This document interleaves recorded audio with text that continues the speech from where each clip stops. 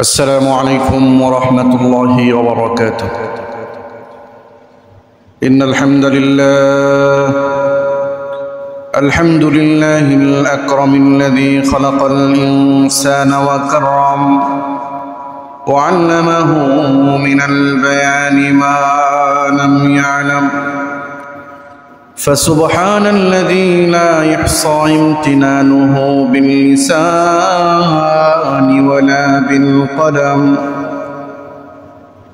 ونشهد أن لا إله إلا الله وحده لا شريك له، ونشهد أن سيدنا وسندنا وحبيبنا وطبيبنا وطبيب قلوبنا ومولانا محمدا عبده ورسوله. أما بعد فقد قال الله تبارك وتعالى في كلامه المجيد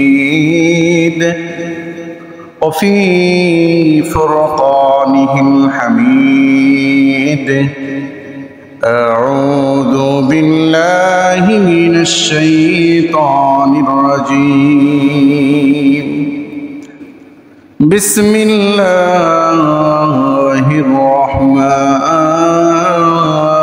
الرحيم. ويرفع الله الذين آمنوا والذين أوتوا العلم درجات. وقال النبي صلى الله عليه وآله وسلم: إنما بعثت معلما، أو كما قال النبي عليه الصلاة والسلام. وقال تبارك وتعالى في شان حبيبه آمرا ومخبرا: إن الله وملائكته يصلون على النبي يا أيها الذين آمنوا صلوا عليه وسلموا تسليما. اللهم صل على محمد وعلى آل محمد كما صليت على إبراهيم وعلى آل إبراهيم إنك حميد مجيد. اللهم بارك على محمد وعلى آل محمد كما باركت على إبراهيم وعلى آل إبراهيم إنك حميد مجيد। কোথায় গেলে পাবো তোমায়, কোথায় গেলে পাবো তোমায়, বলে দাও আমারে। তোমার দেখা পাবো কবে, সেদিন কত দূরে, পাবো কি তোমারে। বালাগাল উলা বি কামালিহি কাশাফাদ দুজা বি জামালিহি হাসনাত জামিউ খিসালিহি সল্লু আলাইহি ওয়া আলিহি। गुलिस्तां में जाकर, गुलिस्तां में जाकर हर एक फूल को देखा, तेरे ही रंगों तेरे ही बो है। बलगल उला बि कमालिही كشف الدجى بجماله حسنت جميع خصاله صلوا عليه وآله صدق الله مولانا العظيم وصدق رسوله النبي الكريم ونحن على ذلك لمن الشاهدين والشاكرين والحمد لله رب العالمين الحمد لله মুআজ্জাজ হাজিরিন, যাবতীয় তারিফ এবং প্রশংসা সেই মহান রব্বুল ইজ্জত আলামিনের দরবারে আমরা পেশ করছি যে আল্লাহ সুবহানাহু ওয়া তাআলা অত্যন্ত দয়া করে, মায়া করে, ইহসান করে, ভালোবেসে আমাদেরকে আজকে এই সালাতুল জুমা আদায়ের লক্ষ্যে তারও ঘর পবিত্র মসজিদে আসার এবং বসার তৌফিক দিয়েছেন। সর্বোপরি যে মহান মালিক আমাদেরকে সুস্থতার নিয়ামত বাড়িয়ে দিয়েছেন, আমরা সুস্থ আছি, ভালো আছি, এই জন্য সেই মহান মালিকের আলিশান দরবারে সমস্বরে আওয়াজটা উঁচু করে কালিমাতুশ শুকর আদায় করছি। জোরে সে বলছি আলহামদুলিল্লাহ। লক্ষ লক্ষ দরুদ এবং সালাম বর্ষিত হোক সরকারে দু জাহান শফিউল মুজলিমিন সৈয়দুল আম্বিয়া ওয়াল মুরসালিন খাতামুন নবিয়্যিন রাহমাতুল লিল আলামিন জনাবে মুহাম্মদুর রাসূলুল্লাহ সাল্লাল্লাহু আলাইহি ওয়া আলিহি ওয়াসাল্লামের উপর। সম্মানিত ভাইরা, পৃথিবী সৃষ্টির লগ্ন থেকে শুরু করে আজ অবধি যখন যে যুগে মূর্খতার, জিহালাতের অবস্থা পরিণত হয়েছিল, এই মূর্খতা জেহালাতকে দূর করার জন্য আল্লাহ সুবহানাহু ওয়া তাআলা জাতিকে সভ্য জাতি গঠনের জন্য আল্লাহ সুবহানাহু ওয়া তাআলা আম্বিয়া কিরামকে প্রেরণ করেছিলেন। নবীরা যে সমাজে আসছেন, যে যখন আসছেন তখন থেকেই সভ্যতার যে একটা পরিবেশ, এটা লক্ষ্য করা গিয়েছিল। কারণ মানুষ হলো এমন একটা প্রাণী, এরা যদি সভ্য না হয়, সভ্যতার বিপরীত সিফত যদি তাদের মধ্যে এসে যায়, তাহলে এর প্রভাব পুরা সমাজ, দেশ এবং জাতির যে একটা ভয়াবহতা, এটা সবাই বুঝতে পারে। এই জন্য সভ্যতা হলো এত একটা সিফাত, গুণ, যে সভ্য জাতি গঠনের জন্য কিছু মানুষের অত্যন্ত চমৎকার এবং মেহনতি একটা ভূমিকা থাকতে হয়। সভ্য জাতি গঠন করে কারা? শুরুতেই বলেছি যে আল্লাহ পাক জাতিকে সভ্য বানানোর জন্য, সিভিলাইজ বানানোর জন্য, সভ্যতার সূত্র মাকামে পৌঁছে দেওয়ার জন্য আল্লাহ সুবহানাহু ওয়া তাআলা নবীদেরকে প্রেরণ করেছেন পৃথিবীতে। সুবহানাল্লাহ বলেন। নবীরা এসে যারা সভ্য ছিল না, যাদের মধ্যে কোনো কিঞ্চিত পরিমাণ মানবতা বোধ ছিল না, এই মানবতা বোধকে জাগ্রত করে দিয়েছেন। তাহলে সভ্যতার সবচেয়ে বড় শিক্ষক হলো নবীগণ। নবীরা এসে শিখিয়েছেন, আল্লাহর দেওয়া বাণীকে পৌঁছে দিয়েছেন এবং শিখিয়েছেন সভ্যতা। একটা মানুষ এমন সময় ছিল যে মানুষ নিজের পারিবারিকভাবেই কোনো হক তারা প্রকাশ করতে পারত না। বাবার কাছে তার সন্তানের যে কি হক, এই হকটা তারা জানত না। একটা ঘরে কন্যা সন্তান জন্ম নিলে সে কন্যা সন্তানের সাথে কি আচরণ করবে, কি ব্যবহার করবে, কি আখলাক তাকে শেখানো হবে, এই সভ্যতার ঘাটতি ছিল। লেশ মাত্র ছিল না পারিবারিক জীবনে। বিবাহ করার পর বৈবাহিক জীবনের যে একটা দায়িত্ব এবং কর্তব্য আছে, এই সভ্যতাও ছিল না। সভ্য জাতি হিসাবে গঠনের জন্য বিভিন্ন জায়গায় নিজেকে পরিপাটি করে কেমন করে উপস্থাপন করতে হয়, এই ধরনের কোনো স্রোত ছিল না। তো আল্লাহ সুবহানাহু ওয়া তাআলা পুরো পৃথিবীর মানুষদেরকে যখন যেখানে যে প্রয়োজন হয়েছে সভ্য জাতি গঠনের জন্য, সেখানে আল্লাহ পাক নবীকে প্রেরণ করে ওই জাতিকে সভ্যতার সুচ্চ মাকামে পৌঁছে দিয়েছেন। জোরে বলেন সুবহানাল্লাহ। এই জন্য সভ্যতার সবচেয়ে বড় মুআল্লিম হলেন নবীরা। কারণ আল্লাহ পাক এই ইনসানকে তৈরি করেছেন একটা মাকসাদে।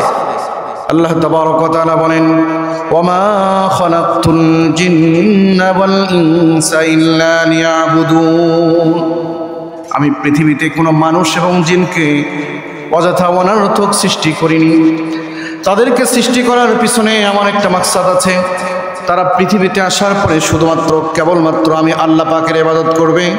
আমি আল্লাহ পাক যেভাবে বিধান দিয়েছি এই বিধানকে মেনে তারা পৃথিবীতে ইবাদত করবে। এর প্রতিদান, এর ফলাফল আমি আল্লাহ পাক নিজে হাতে আমার বান্দাকে দিয়ে দেব। সুবহানাল্লাহ। আল্লাহর ইবাদত যদি কোনো মানুষ করে, আল্লাহ পাক নিজে হাতে তার প্রতিদান দিয়ে দেবেন। এর চাইতে বড় কিছু পাওনা আছে নাকি বলেন তো? কিছুই পাওনা নাই। এই জন্য আল্লাহ পাক মানুষ এবং জিনকে সৃষ্টি করেছেন তার ইবাদতের জন্য। আদেশ দিয়েছেন এটা করতে হবে, এটা করা যাবে না। নবীরা এসে বাতলিয়ে দিয়েছেন সেই পথটা। সভ্য জাতি গঠন হয়েছে। আজকে আমরা পুরা পৃথিবীতে দেখতেছি, এই বর্তমান এই যুগে এসেও, এই গ্লোবালাইজেশনের যুগে এসেও কিছু মানুষ সভ্যতার নামে অসভ্যই লিপ্ত হয়। তারা সভ্যতা জানে না, জানার কারণ মনেও করে না। কারণ একটা জিনিসের ঘাটতি আছে, সেটা হলো নৈতিকতার ঘাটতি। নৈতিক যে এই এলেমের ঘাটতির কারণে তারা আজকে পৃথিবীতে সভ্য জাতি হিসেবে গঠন হতে পারেনি। নৈতিকতার ঘাটতি। নৈতিকতা কাকে বলা হয়? নৈতিকতা মানে আল্লাহ পাক শিখিয়ে দিয়েছেন নবীজির মাধ্যমে যে নৈতিক যে একটা ইলম আছে, জ্ঞান আছে। এই জ্ঞানটা হলো যার মাধ্যমে আল্লাহ এবং আল্লাহ রসুলকে চেনা যায়, কোন মানুষের কোন সম্মান উপলব্ধি করা যায়। কিন্তু এই যে নৈতিকতার যে ঘাটতি দিয়েছে, এই দেখা দিয়েছে, এই ঘাটতির কারণে মানুষের কাছে মানুষের কোনো মর্যাদা নাই। অথচ আমরা মনে করছি আমরা সভ্য জাতি। তাহলে সভ্যতার সবচেয়ে বড় আইডল হলেন, মানে শিক্ষক হলেন নবীরা। তারপরে যখন যারা নবীদের পরে, যখন যারা নবীরা যে সমস্ত যেভাবে অধ্যায়কে শিখিয়েছেন, সেই সভ্য জাতিকে গঠন করার জন্য একের পর এক তারা কাজ করেছেন। বর্তমান এই যুগে আমরা আল্লাহ পাকের বিধান, সন্তান জন্মের যে একটা প্রক্রিয়া, বিবাহের পরে পিতামাতার মিলনের মাধ্যমে আল্লাহ সুবহানাহু ওয়া তাআলা সন্তানকে পৃথিবীতে প্রেরণ করেন। কিয়ামত অবধি এইরকমভাবে ধারা থাকবে। তবে আল্লাহ পাকের একটা বিধানও আছে। আল্লাহ পাক বলেছেন, আমি যাকে ইচ্ছা তাকে সন্তান দিই এবং যাকে ইচ্ছা তাকে দিই না। কাউকে সন্তান দিই, কাউকে দিই না। কাউকে ছেলে দিই, কাউকে মেয়ে দিই। কাউকে ছেলেও দিই, কাউকে মেয়েও দিই। কাউকে ছেলেও দিই না, মেয়েও দিই না, কিছুই দিই। এটা আল্লাহর বিধান। সন্তানরা আসবে, আমরা সন্তানের পিতামাতা হব।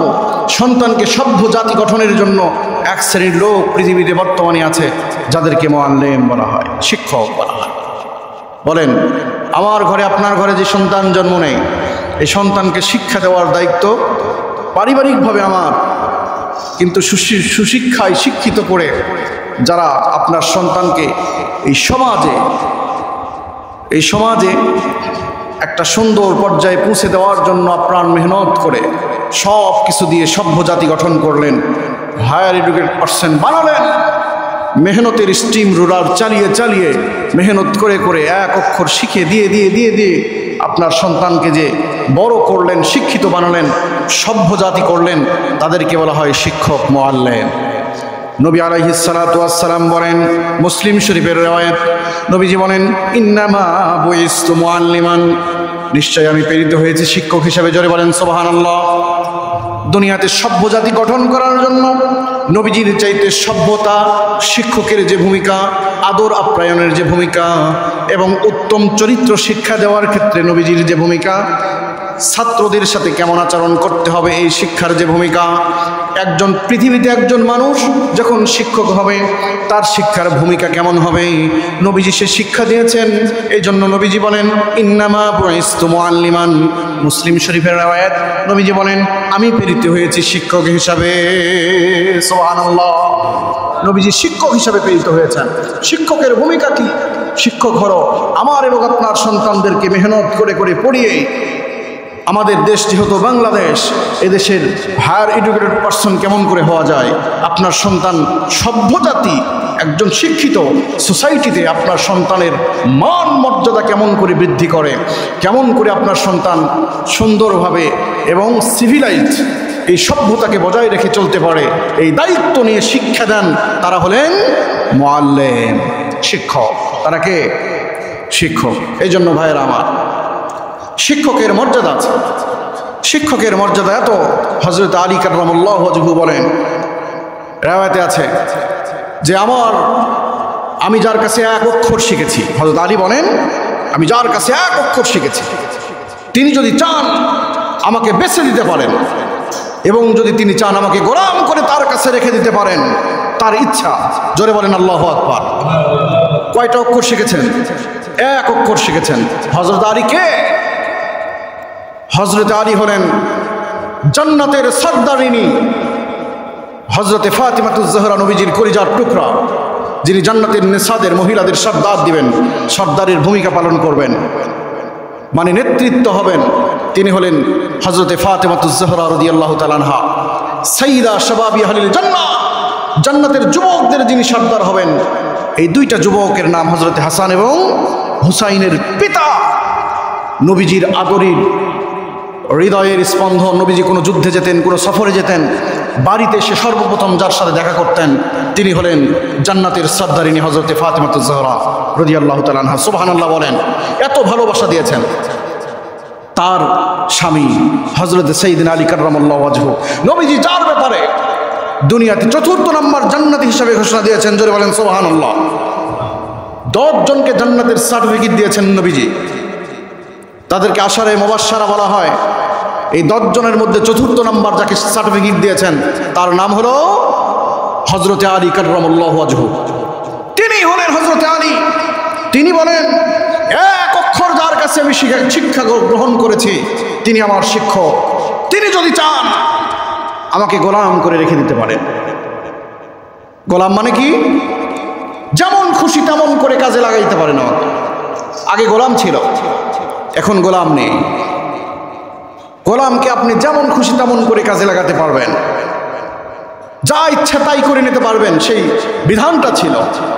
ইসলাম যেহেতু সৌন্দর্যের বিধান, ধর্ম, ইসলামের চাইতে সুন্দর ধর্ম পৃথিবীতে আর কিছুই নাই। আল্লাহ পাক বলেন ইন্নাদ-দীনা ইনদাল্লাহিল ইসলাম, Islam is the best religion of the world. পুরা পৃথিবীর মধ্যে ইসলামের চাইতে সুন্দর ধর্ম আর নাই। কারণ কেন? কেন ইসলাম সুন্দর? দেখেন সুন্দর কেন। ইসলাম সুন্দর হলো এই জন্য যে আপনার যে জায়গায় যে মর্যাদা, ইসলাম ওই জায়গায় প্রত্যেকটা মানুষকে ওই মর্যাদা অক্ষুণ্ণ রেখে তাকে মর্যাদার চেয়ারে বসিয়ে রেখে তার সাথে উত্তম ব্যবহার করার তালিম দিয়েছে ইসলাম। জোরে বলেন সুবহানাল্লাহ। এই জন্য ইসলাম কমপ্লিট কোড অফ লাইফ, পরিপূর্ণ জীবন বিধান বলা হয়েছে। আল্লাহ পাক বলেন ইন্নাদ-দীনা ইনদাল্লাহিল ইসলাম, পরিপূর্ণ জীবন বিধান হলো ইসলাম। ইসলাম এখানে বিন্দু পরিমাণ কারো স্বার্থ নিয়ে কাউকে ছোট করেছে, কাউকে বড় করেছে এমন নাই। ইসলাম সুসংবাদ দিয়েছে যার ঘরে কন্যা সন্তান হবে তাকে জান্নাতের, একটা কন্যা হলে একটা জান্নাতের মালিক। জোরে বলেন সুবহানাল্লাহ। পুত্র সন্তানের জন্য সুসংবাদ দিয়েছে ইসলাম, বলেছে যদি কোনো পিতা তার সন্তানকে নেককার সন্তান বানিয়ে, যদি উত্তম শিক্ষায় শিক্ষিত বানিয়ে যদি সে দুনিয়া থেকে বিদায় নেয়, ওই সন্তান পিতার ইন্তেকালের পর সন্তান হাত তুলে আল্লাহর কাছে দোয়া করতে দেরি, আল্লাহ পাক পিতার কবরে আযাব মাফ করতে বিন্দু পরিমাণ দেরি করবেন না। সুবহানাল্লাহ বলেন। কন্যা সন্তানের জন্য ইসলাম সুসংবাদ দিয়েছে, পুত্র সন্তানের জন্য ইসলাম সুসংবাদ দিয়েছে। সুবহানাল্লাহ বলেন। কোন রাস্তায় কম রাখেননি ইসলাম। এখানে নারীদের যেমন মর্যাদা দিয়েছেন, পুরুষদের ওইরকম ইজ্জত দেখিয়েছেন। কেউ কেউ বলে সূরা নিসার একটা আয়াত আছে, লিজ্জাকারি মিসলু হাজ্জিল উনসায়াইন, মেরাসের আয়াত, উত্তরাধিকারের আয়াত। একজন পিতার অদূরে যখন সন্তান জন্ম নেয়, মনে করেন একটা পুত্র সন্তান আর একটা কন্যা সন্তান জন্ম নিয়েছেন, ইসলাম বলে লিজ্জাকারি মিসলু হাজ্জিল উনসায়াইন, একজন পুরুষ দুইজন কন্যা সন্তানের সমপরিমাণ সম্পদ পাবে। অনেক বুদ্ধিজীবীরা আছেন যারা ইসলামের এই বিধানকে নিয়ে অনেক কটূক্তি করেন, নাউজুবিল্লাহ বলেন। ভাই একটু সামনে আসেন তো, সামনে আসেন। পিছনে যারা আছেন একটু ভিতরে আসলে ভালো হয়। অনেক বুদ্ধিজীবীরা আছেন যারা এই কথাকে নিয়ে অনেক নাচানাচি করেন, ঠাট্টা বিদ্রুপ করে ইসলামের সাথে। কিন্তু দুঃখ এবং পরিতাপের বিষয় হলো এখানে ইসলাম বিন্দু পরিমাণ মেয়েকেও বেইজ্জতি করেনি, পুত্রকেও একবারে সম্মান দিয়ে আকাশচুম্বী করেছেন। এমনও নয়, কেন?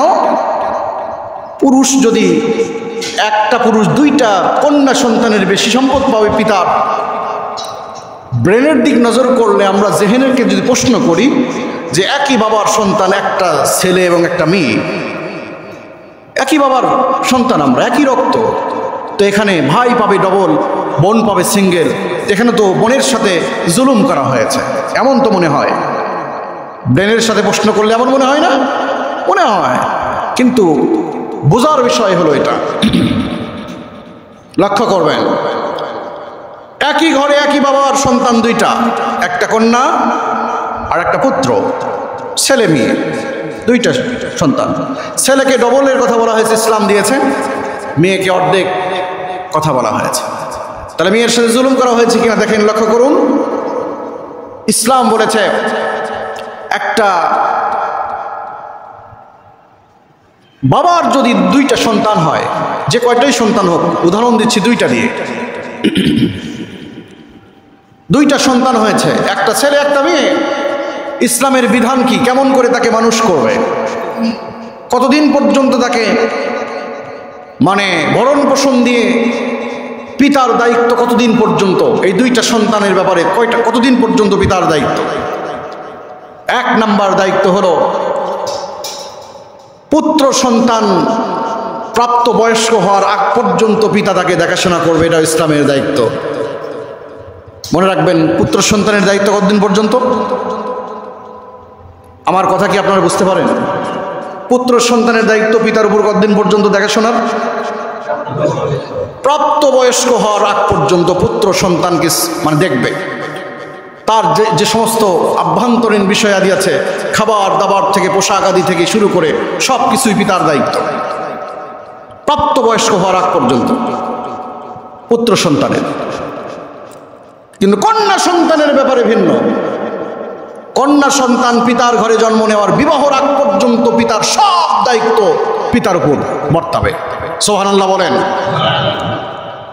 একই ঘরের সন্তান, কন্যা সন্তানকে বিবাহর আগ পর্যন্ত পিতা উত্তম আদর্শ দিয়ে শিক্ষিত বানিয়ে এবং যা কিছু দরকার সব কিছু দিয়ে তাকে মানুষ করবে। এটা হলো ইসলাম দিয়েছে। আর পুত্রকে দিয়েছে প্রাপ্তবয়স্ক হওয়ার পর্যন্ত, কারণ প্রাপ্তবয়স্ক হয়ে গেলে সে বিভিন্ন বাহিরে গিয়ে তার কামাই কাজ কর্মের মাধ্যমে সে নিজে জীবিকা অর্জন করতে পারবে, বিবাহ করার যোগ্যতা তার হয়ে যাবে। কিন্তু একজন মেয়ে বাড়ি থেকে বের হয়ে বাবার পরিচয় দিয়ে সে নিজে কিছুই করতে পারবে না, সে দুর্বল হয়ে থাকবে। এই জন্য বাবার উপর দায়িত্ব দেওয়া হয়েছে বিবাহ আগ পর্যন্ত। বিবাহ হয়ে যাওয়ার পরপরই মনে করেন দুইজনের বিবাহ হলো, বিবাহ করলো ছেলে বিবাহ করার পরে তার উপর ভিন্ন দায়িত্ব পড়ে গেছে, বিবির দায়িত্ব সব এসে গেছে। বিবিকে খাবার দেওয়া, বাসস্থান দেওয়া, সম্মান দেখানো, মহব্বত করা, বিবির চাহিদা পূরণ করা, এটাও ফরজ করে দিয়েছে ইসলাম। সুবহানাল্লাহ বলেন। ওই মেয়ের বিবাহ হয়েছে, দায়িত্ব চলে গেছে স্বামীর উপর। মনে রাখবেন, মেয়ের গর্ভ থেকে সন্তান হয়েছে, সন্তান সাবালক হওয়ার পরে, প্রাপ্তবয়স্ক হয়ে যাওয়ার পর মা বাবার দায়িত্ব নেওয়া সন্তানের উপর ফরজ হয়েছে। ওই মেয়ের দায়িত্ব কার উপর চলে গেল? তার সন্তানের উপর চলে গেল। এখন আসেন, এই পুত্র বিবাহ করলো, বিবাহ করার পর তার ভিন্ন আরেকটা দায়িত্ব তার মাথার উপর পড়লো, সেটা তার বিবির দায়িত্ব এবং মা বাবার দায়িত্ব তো আছেই। তাহলে কয়টা দায়িত্ব হলো? দুইটা। আবার ওই পুত্র সন্তানের অদূরে আল্লাহ পাক সন্তান দিলেন, ওই সন্তানদের দায়িত্ব ওই পুত্রের উপর পড়ে গেল। কয়টা দায়িত্ব হলো? তিনটা।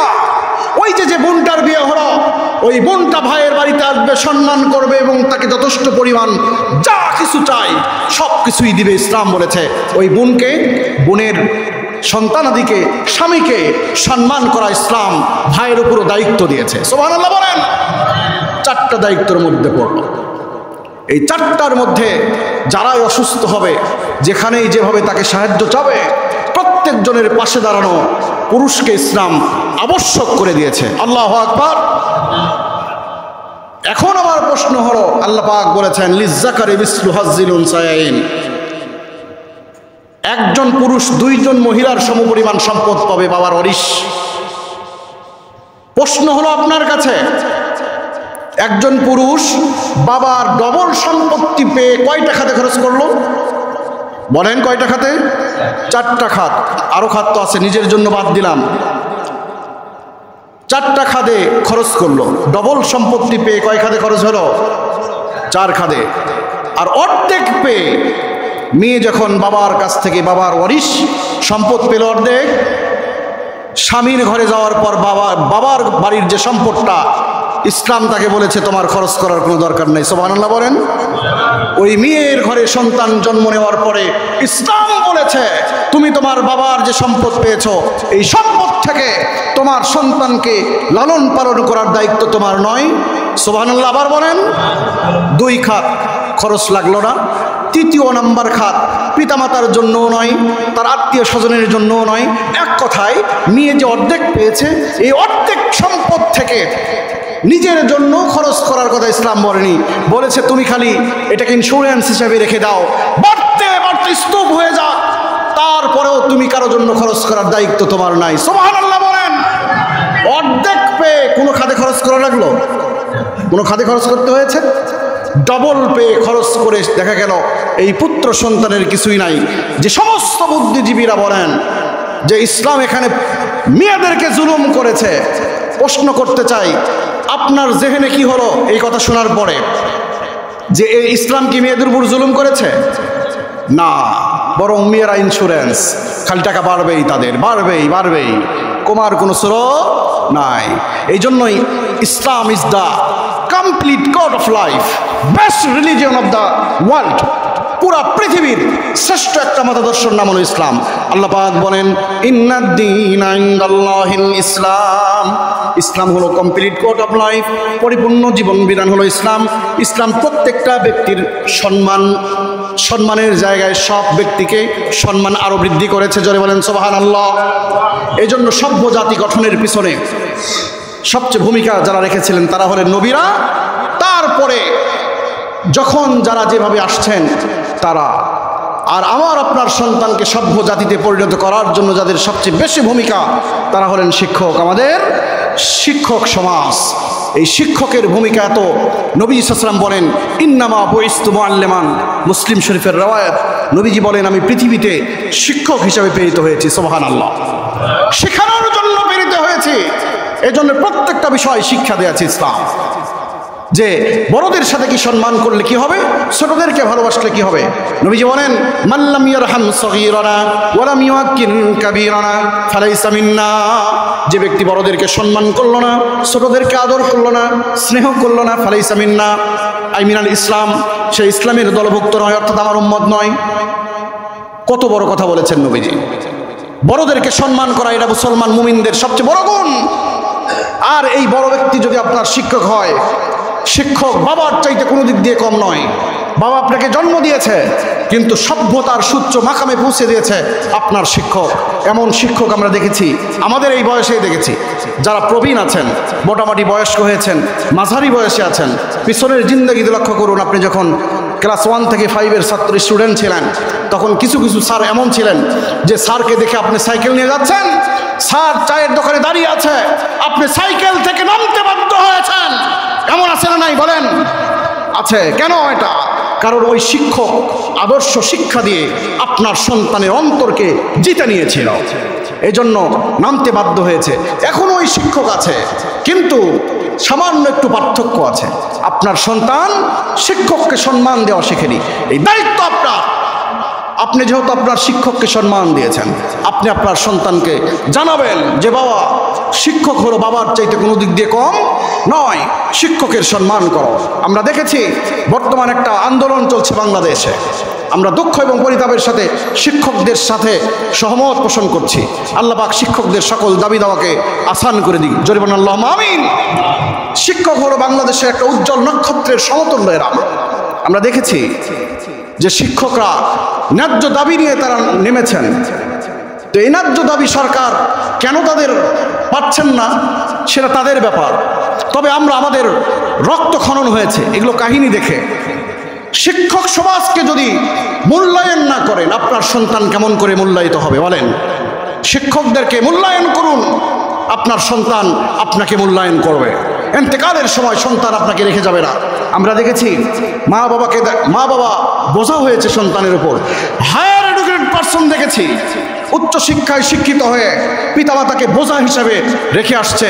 ওই যে কি বলেন, বৃদ্ধাশ্রমে রেখে আসছে, যেখানে আল্লাহ পাক বলেছেন ওয়ালা তাকুল্লাহুমা উফফিউ ওয়ালা তানহারহুমা ওয়া কুল্লাহুমা কওলান কারীমা। আল্লাহ পাক যেখানে বলেছেন তুমি এমন আচরণ করো না যে তোমার আচরণে পিতামাতা বলে, আহ শব্দ বলে, এই কথা বলো না। কারণ পিতামাতার বদদোয়া এবং নেক দোয়ার মধ্যে কোনো হায়েল পর্দা নেই। সুবহানাল্লাহ বলেন। এই জন্যই তো বলা হয়েছে পীর সাহেবের কাছে গেলে আপনি হয়তোবা মুরিদ হতে পারবেন, ভালো আখলাক আপনার গঠন হতে পারে, দোয়া কবুল হবে কিনা এর কোনো গ্যারান্টি নাই। কিন্তু আপনার মার কাছে বাবার কাছে গিয়ে যদি আপনি দোয়া চান, 100% দোয়া কবুল হবে, কোনো সন্দেহ নেই। সুবহানাল্লাহ বলেন। এই জন্য পিতামাতাকে বলা হয়েছে হুমা জান্নাতুকা ওয়া নারুকা। আল্লাহ পাকের হাবিব বলেন পৃথিবীতে দুইজন তোমাদের জন্য জান্নাত এবং জাহান্নাম, একজন হলো পিতা আর একজন হলো মাতা। রিজার রব্বি ফি রিজাল ওয়ালিদাইন, পিতামাতার সন্তুষ্টি আল্লাহ পাকের সন্তুষ্টি। জোরে বলেন সুবহানাল্লাহ।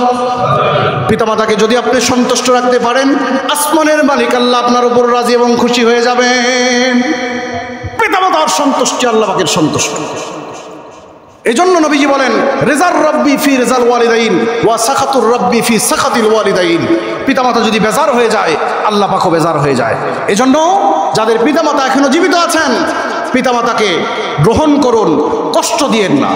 পিতামাতা যে আপনাকে এই পর্যন্ত মেহনত করে করে বড় করেছেন, আপনি পিতা হয়েছেন, মাতা হয়েছেন, আপনার চোখের সামনে আপনার সন্তান যদি একটু পড়ে যায়, আপনার কলিজায় লাগে, লাগে কিনা ভাই? কলিজায় লাগে আপনার সন্তান আপনার।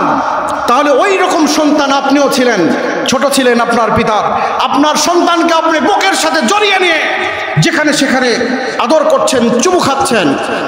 লক্ষ্য করে দেখুন, যখন আপনি ছোট ছিলেন আপনার পিতাও আপনাকে বুকের সাথে জড়িয়ে নিয়ে ওই জায়গায় চুমু খেয়েছে। সন্দেহ আছে নাকি? কোনো সন্দেহ নাই। আপনার সন্তানকে আপনার এত ভালো লাগে, আপনার পিতার কাছেও আপনি সন্তান। যেমন আপনার সন্তান আপনার জীবন, আপনার পিতার কাছেও আপনিও জীবন। অতএব এই পিতামাতাকে ঘৃণা করবেন না, পিতামাতাকে অবশ্যই ভালোবাসবেন। যেটা বলছিলাম, পিতামাতা আমাদেরকে জন্ম দিয়েছেন, এই জন্য আল্লাহ পাক তাদেরকে এত মর্যাদা করেছেন। আসমানের নিচে জমিনের উপর আল্লাহ এবং আল্লাহ রসুলের পরে যাদের মাকাম, তারাই হলেন পিতামাতা। এই পিতামাতাকে কোনো অবস্থায় ভোলা যায় না। তো উচ্চ শিক্ষায় শিক্ষিত হওয়ার পরে যদি পিতামাতাকে ঘৃণা করা হয়, বৃদ্ধাশ্রমে যদি রেখে আসা হয়, এর চাইতে অসভ্য জাতি আর কি হতে পারে? এই উচ্চ শিক্ষায় শিক্ষিত ব্যক্তি দিয়ে, সন্তান দিয়ে আপনি কি করবেন? কি করবেন আপনি বলেন? আপনার ইন্তেকালের সময় মানুষ যখন বৃদ্ধ হয়ে যায়, দুর্বল হয়ে যায়, বডি স্ট্রাকচারের অঙ্গগুলো তার দুর্বল হয়ে যায়, নিস্তেজ হয়ে যায়, বিছানায় যখন পড়ে থাকবেন, যেহেতু আপনি হাঁটতে পারেন না, পায়ের উপর ভর দিতে পারেন না, কথা বলতে পারেন না, সুতরাং পেশাব পায়খানার কাজে হাজত যেগুলো, মানুষের বাহ্যিক প্রয়োজন যেগুলো, আপনি যদি পানি খান, পেশাব আপনার লাগবেই। তো যখন মুরব্বী হয়ে যাবেন, অসুস্থতায় পড়ে যাবেন, পানি পান করবেন, কিছু খাবেন, দেখবেন যদি সভ্যতা না শিখান ওই সন্তানকে, নৈতিকতা যদি না শিখান সন্তানকে, ক্ষুধায় আপনি জর্জরিত হয়েছেন, বিছানা নষ্ট করবেন, এই জন্য আপনাকে ওই সন্তান খেতে দিবে না। সন্তান আপনাকে খেতে দিবে না, কারণ ওই সন্তানকে আপনার জীবদ্দশায় আপনি নৈতিক শিক্ষা দেননি। এই জন্য মৃত্যুর সময় ক্ষুধা নিয়ে আপনাকে মৃত্যুবরণ করতে হবে, আফসোস নিয়ে মৃত্যুবরণ করতে হবে। বৃদ্ধ হয়ে গেলে মানুষের ক্ষুধা বেশি থাকে, যদিও তারা কম খায়, ক্ষুধা বেশি হয়, যথা টাইমে তাদেরকে খাবার দিতে হয়, এবং তারা যদিও লজ্জায় না বলতে পারেন, কিন্তু দিতে হয়। এই দায়িত্ব নিবে কে? সন্তানকেই নিতে হবে।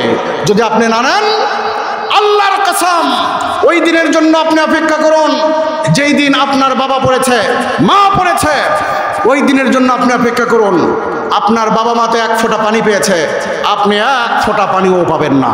কারণ আল্লাহ এবং আল্লাহর রাসূল সাল্লাল্লাহু আলাইহি ওয়াসাল্লাম বলেন যে দুই ব্যক্তির দোয়ার মধ্যে কোনো হায়েল নাই, কোনো পর্দা নাই, সরাসরি কবুল হয়ে যায়। একটা হলো পিতামাতা, যদি দোয়া করেন শব্দ বললেই বদ্ধ হয়ে যায়, শব্দ বললেই বদ্ধ হয়ে যায়।